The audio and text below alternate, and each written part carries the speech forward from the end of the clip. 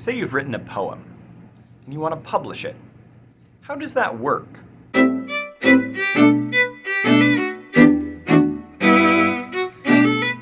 So ever since the 19th century, there's been a system for publishing poetry in America, in Europe, and kind of in the literate world in general. And the video I did a couple weeks ago about Andrews McMeel publishing made me think that it's time to dig into how the poetry publishing industry works.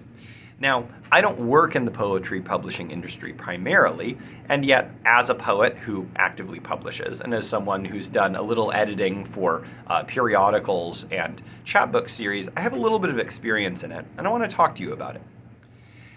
One of the things that's difficult about writing poetry in the 21st century is that poetry is not a big business. If you write novels, you are involved in an industry that is very much interested not just in getting new novelists published, but in getting wide international readerships. Poetry is not that way. I would say playwriting is also not that way. Plays, Broadway, things like this are popular. People like going to plays, watching plays, but selling a copy of the script of a play, it's not big business in the way that selling the new sci-fi novel or even the new, biography of Elon Musk is big business for publishers. So let's talk a little bit about the ins and outs of how poetry publishing works in particular. Ever since the 19th century, poetry has been published mainly not in book collections, but in periodicals. Now, if you go back to, say, the mid-1800s in American newspapers, and you flip through any newspapers, you can actually do this on archive.org or books.google.com. You can go find public domain copies of 19th century newspapers. And one of the things you'll see in lots of newspapers is popular poetry. Now, sometimes you'll run across poems by famous people like Edgar Allan Poe or Henry Wadsworth Longfellow or Alfred Lloyd Tennyson or Elizabeth Barrett Browning. But usually you'll run into poetry by poets you've never heard of, partly because popular poetry that's published in newspapers, was much more ubiquitous than those poems that were collected into volumes and published as collections that made their writers famous. Probably for every dozen or so poems you find in any newspaper, only one or two of those is going to be by someone who ended up publishing a book of poetry. Why is this? Well, poetry is actually really easy to publish in small form. If you're a newspaper publisher in the 19th century, poetry is really well suited to the format you're publishing. A novel, for instance, is not. We know, in fact, this is often talked about in English classes, why did Charles Dickens write such long novels? And kind of the cliche answer is usually, well, he was paid by the word. He wanted to fill up as much of the newspaper as he could have. This is kind of true. I trust someone like Tolstoy or Dickens to not just write a lot because they're paid by the word, but because they think the story needs that amount of writing, that amount of digression, whether it's Victor Hugo's digressions about the Paris sewer system in Les Miserables, or Dickens's waxing eloquent on it was the best of times, it was the worst of times in Tale of Two Cities. But the nice thing about poetry is it's short. Most poems, even if they're on the long side, are only a page or two long. Think about something like The Midnight Ride of Paul Revere, which was published in around 1860 in American newspapers. It's a long poem compared to most poetry that was being written in 1860 and published in newspapers, but it only takes about 2 pages of a newspaper to fill up. And so if you're a newspaperman, poetry kind of fills in the gaps in between longer articles or serialized novels. Serialized novels were very popular, and yet you can get a whole piece of art with a single poem in one go. Also, people reading newspapers don't have a lot of time to sit there and read page after page after page of a novel. Probably, especially if you're sitting there over your morning tea or coffee, whether you're in London or New York or Chicago, you don't have time to get really deeply involved in something. And so something like a sonnet or a short narrative poem really fits the medium and really fits the attention span well. Now, if you publish enough poems in periodicals in the 19th century and moving forward, usually you end up with what we would call a collection of poetry. Now, poetry collections have varied in their length from the 19th century to the present, and we usually divide them into two categories. There's something called the poetry chapbook, and then there's what's come to be called the full-length collection.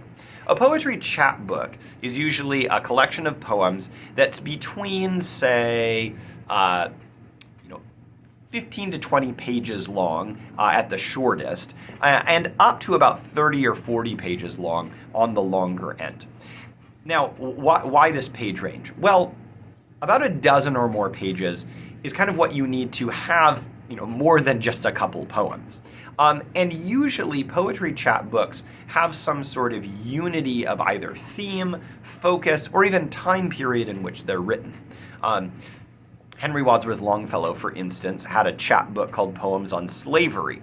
It was just 8 poems long, probably about 25 pages in its original printing. And all but one of those poems were written on a ship journey from Europe to America. He was meditating on abolition, he was meditating on the horrors of slavery, and he wrote this, half a dozen or more poems that kind of hang together in their theme. And when he got back to America, he put them together with another poem that he had written a few years before, which he edited and kind of updated and brought into theme with the other 7 poems, and published as this chapbook, Poems on Slavery, in 1842. Chapbooks are pretty easy to print. Chapbooks are usually printed in such a way that you just have sort of a single 8.5 by 11 sheet of paper, or about that's folded in half, and that's usually either stapled or stitched with a thicker cardstock cover. These are easy to print, they're easy to produce.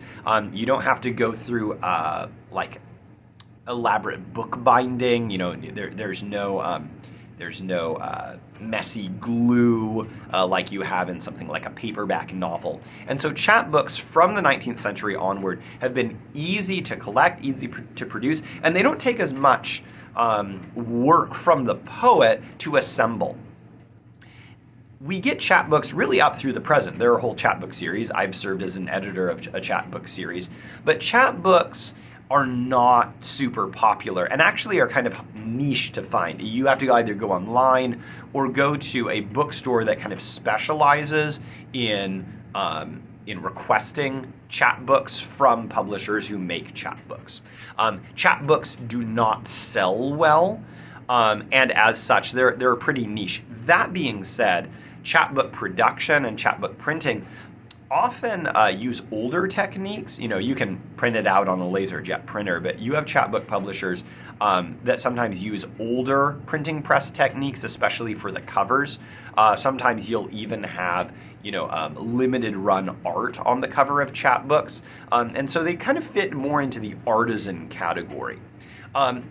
Famous chapbooks would include something like Prufrock and Other Observations, which was T.S. Eliot's first book of poetry. It's only about 30 pages long. It's not very long. It has Love Song of J. Alfred Prufrock and a few other poems in it. But it was able to be printed pretty cheaply. And chapbooks often have made a really big kerfuffle in the eras when they were popular. So Poems on Slavery, for instance, caught the attention of people like Frederick Douglass and the poet Whittier, both of whom were very outspoken abolitionists. And Henry Wadsworth Longfellow, because of publishing the chapbook, poems on slavery actually got invited to run for political office with the Liberty Party. Now, he wanted nothing to do with politics in a professional sense, and so he bowed out. But Poems on Slavery was banned in the American South because publishers and booksellers in the American South had this sort of rule that they would never print the word slavery, let alone, print people criticizing slavery. The Love Song of G. Alfred Prufrock, which made it into Prufrock and Other Observations, which was printed in 1917 in both Europe and America, caused quite a stir, not for political reasons, but because the poetry that was in this chapbook that Eliot published was so avant-garde. It was so new and shocking. The things he was writing about, the ways he was writing about them, caused a giant stir in the reading public and helped to invent, in fact, the modernist poetry movement. So chapbooks are still an important kind of next step after printing in periodicals. Now, when I say periodicals and we think the 19th century or the early 20th century, we mostly think about newspapers. But today there are so many different kinds of periodicals. And a lot of newspapers have actually moved away from publishing poetry to the extent that we saw in the 19th and early 20th century. This isn't always the case.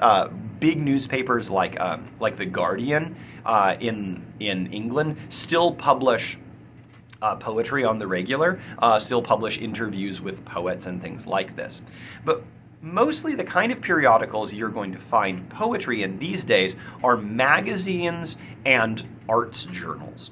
So magazines, if you pick up the New Yorker, the Atlantic, Harper's, these kind of legacy magazines in the US, you'll still find a couple poems per issue. Usually not more than one or two, but you can always count on finding them. Then we have these journals, usually newer journals, which are dedicated to publishing short-form literature, and it's usually art and literature. So you'll get, visual arts and literature. If we think about periodicals like Poetry Magazine, it's mostly poetry and some criticism and art.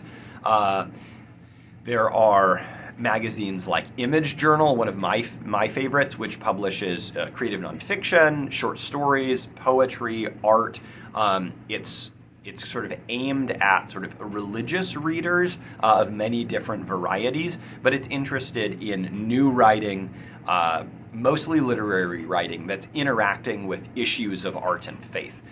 You have lots of regional journals like Gulf Coast. I live here in Houston. Gulf Coast Journal publishes a lot of poetry, fiction, nonfiction, and art that's focused on life in this area. You'll find regional journals all over.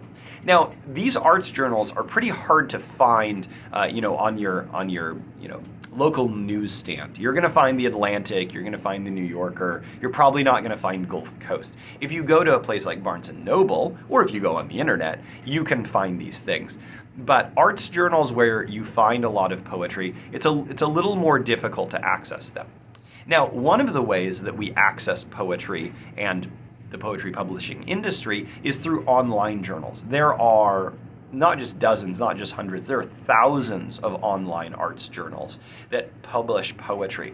And so when poets want to publish, it's usually online journals these days that they start looking for. There are so many online journals that often there's only a trickle of submissions that come into them. And so people who want to start publishing poetry or trying to publish poetry, I think online journals are a great place to look.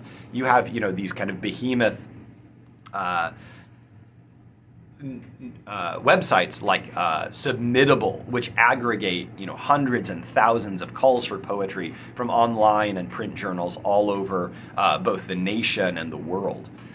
So when we think about poetry publishing a big, thick book of poems is really sort of far down the road and not as common as publishing in periodicals, whether they're online or whether they're in print.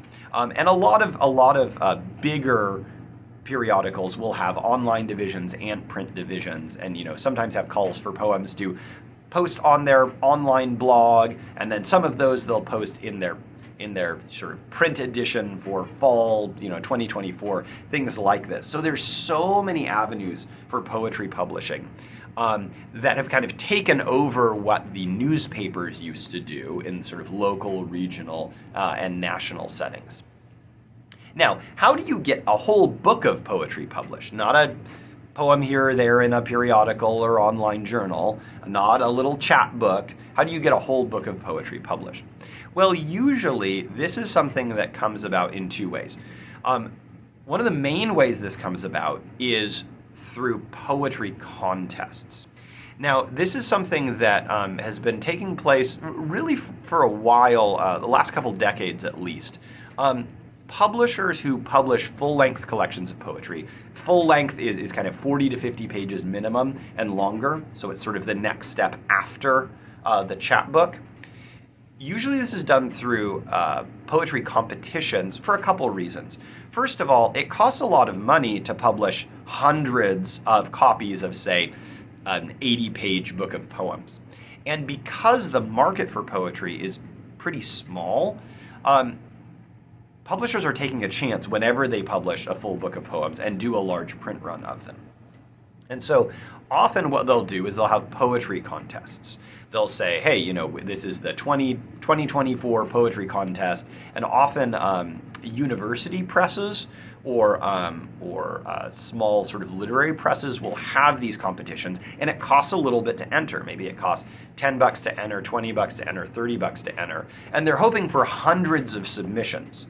And so they end up having the cash through the submissions to both give, you know, a hefty chunk of the cash as a prize to the winner, but also have cash on hand to publish the collections and do a larger print run. And when I say larger print run, this is only in the, you know, hundreds. You know, you're not printing 10,000 copies of, you know, the winner of the, you know, University of Texas, you know, poetry prize.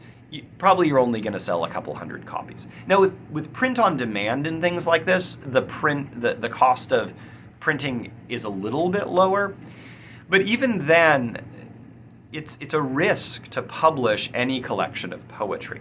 Now, what about big publishers like HarperCollins or Penguin or Farrar, Straus and Giroux, kind of these major New York or Chicago publishers?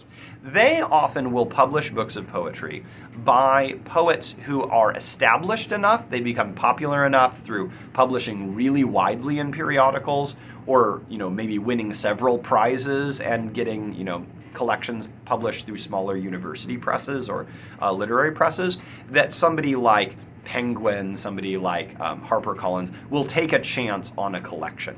It really depends on popularity, though, and kind of whether it's a sure bet that this is going to be something that sells well relative to how poetry sells. You know, Billy Collins, who's one of the best published poets in America, he publishes through one of the big publishers. They're willing to publish him because they know there's a market out there. But he sells way less than, say, a new John Grisham novel or a new J.K. Rowling novel or a new Suzanne Collins novel. So poetry publishing in general is a tiny part of the publishing industry.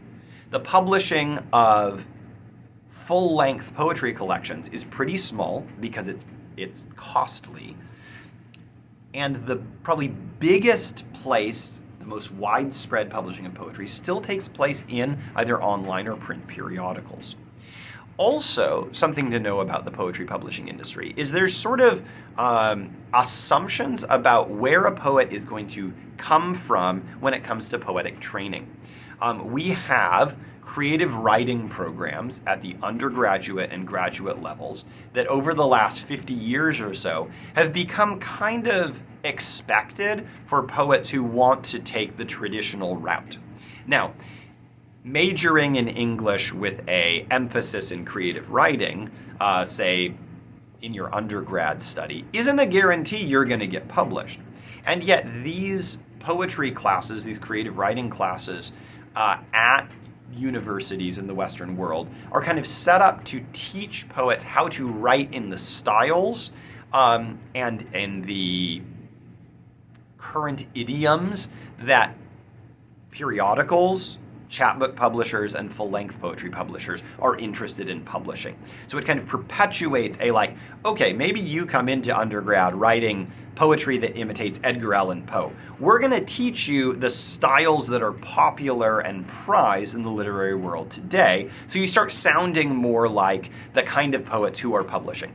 Now you can see that this is problematic in a couple of ways. How do you have innovation if the undergraduate and graduate school trainings are all kind of homogenizing the styles of poetry? Well, I think there's enough variation regionally and among poets and writers who teach in these programs that you have some variety. But also, you don't have to get a creative writing degree, either at the undergraduate or graduate level, in order to publish in periodicals. Periodicals are usually doing blind reads of submissions. You just have to be able to write well. And yet there's this balance between knowing the kind of poetry that's being published, that will get a second look by an editor, and the refreshing of the language of the tribe, as T.S. Eliot says, where you have sort of new voices, new influxes. Now, we live in an age where we really prize new voices, and there's now this sort of joke in the poetry publishing world that every call for poems, whether it's a chapbook publisher, a full-length publisher, or a periodical, has to say something like, we're looking for unique voices, we're looking for marginalized voices, we're looking for poetry by people who are underrepresented in the poetry publishing world. I think this is good, but we fall into ruts. I think one of the ruts that the 20th century has really fallen into, and we have continued in the 21st century, is critique of political establishment as a theme in poetry continually seems to be prized. Hey, if you're critiquing the rulers, we think your poetry is better than if you were, praising the ruling class or praising, the current regime. Now, you can have a really badly written poem that is politically subversive. You could have a really well-written poem that is politically status quo. And so I think sometimes we have these subjects that we assume, if I write about this subject, I'll get published. And sadly, that's sometimes true. So what am I saying about poetry publishing? Well, I think one of the things we need to recognize is that editors have a lot of power to decide what they publish, whether you're the poetry editor of a little regional journal, whether you're the poetry editor of more national or international periodical like Poetry Magazine, which since 1912 has been sort of the premier English language poetry journal, or whether you're, the poetry editor at HarperCollins, or Faber and Faber, one of the biggest poetry publishers in England. You have a lot of power to decide what kind of voices are promoted. But you also have to realize poetry doesn't have a lot of power in our world compared to film, compared to television, compared to novels, compared to even books of popular biography. So if you want to publish poetry, you should start by looking at periodicals and think about what are the periodicals that maybe publish poets from my demographic, from my region, or that publishes the kind of poetry that I'm interested in writing. And then also, what is the poetry that's being published that's winning prizes? One of the interesting things about the most prestigious poetry prizes in America, the Pulitzer Prize and the National Book Award, are that these aren't competitions that people submit a unpublished manuscript to. These are prizes that look at all the full-length poetry collections that have been published in the last year, and the judges choose among them. And so it's interesting to see, what is winning Pulitzer Prizes? What is winning National Book Awards? What poets seem to recur in these winnings, and what does that say about the state of poetry? Should you try and imitate those poets? I would say, I don't know that you should imitate those poets. You should learn from them. Look at what won the Pulitzer Prize last year. Look at what won the National Book Award last year, and the last 10 years, and the last 20 years, and read and learn from them if you want to learn how to pick up some of the tools that they're using to write successful poetry. Further look at the past. Poets like Edgar Allan Poe, Henry Wadsworth Longfellow, T.S. Eliot, they transcend the yearly Pulitzer Prize winning, T.S. Eliot won the Nobel Prize for Literature. You could look at Nobel Prize winners. Now, the Nobel Prize, interestingly enough, is an international prize. Very seldom do American writers win it. Even more seldom do American poets win it. Often it's European poets or poets from Africa or Asia. Wole Soyinka is a Nobel laureate from Nigeria, fantastic playwright and poet. Who was given the Nobel Prize in the late 20th century. What can you learn from people who are writing outside even the language of English? What things are they focusing on? There's a lot to learn from looking at the poetry publishing industry, and it can sound daunting with all these journals and publishers and chapbooks and contests. If you want to write poetry, write about what interests you. Learn from the poets who have come before you the techniques of writing poetry. There are so many. And then think about being bold and submitting some poems to periodicals. And you're going to get rejections. Everybody gets rejections. But start small and think small. I often have teenage writers who I teach who want to publish a collection as fast as possible. And I let them know, that's down the road a ways. That's down the road a ways. So I hope this has been helpful as a discussion, however meandering, of the poetry publishing industry. And gives you a better picture of where we are in history when it comes to this ancient and hopefully, long-standing in the future tradition called poetry that we love and are fascinated by, that we wrestle with, that we try and learn from. Thanks so much.